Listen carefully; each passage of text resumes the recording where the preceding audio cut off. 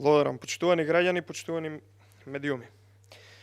Ништо не може да го испере луксузот на Зоран Заев и неговите советници во кабинетот во владата. Над 20.000 евра секој месец одат за нето плати на советниците на Зоран Заев, 23 луѓе за кои никој ништо од граѓаните не знае што работат и за што ги трошат парите на граѓаните.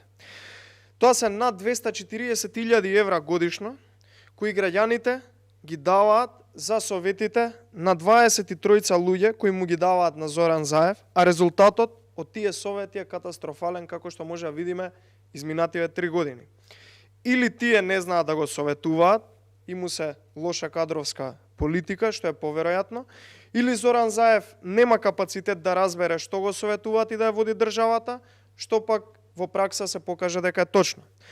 Се огласи вчера еден од советниците или утрово на Зоран Заев дека на сопствен трошок имал средби со потенцијални инвеститори, а во Република Македонија, за жал и за волја на вистината, нема ниту една единствена инвестиција донесено никој во изминативе 3 години.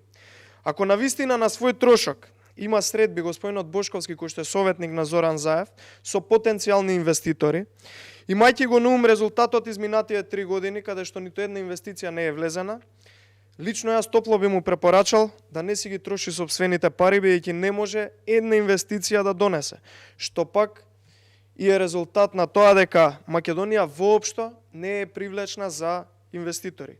Ниту еднаш не слушнавме изминативе 3 години што работат овие 23 советници на Заев и што се го имаат советувано.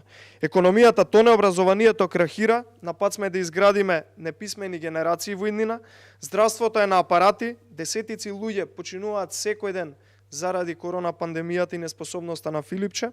Едноставно, целата држава пропаѓа. Се уште не слушнавме што работат националните координатори на Заев и колка плата земаат и колку се наброи. И за ова има молк од владата. Нормално ги кријат. Кој е најголемиот успех, на пример, на националниот координатор за култура Ала Ѓозовски и колкава е неговата плата? Зошто Заев и СДСМ ги кријат овие бројки?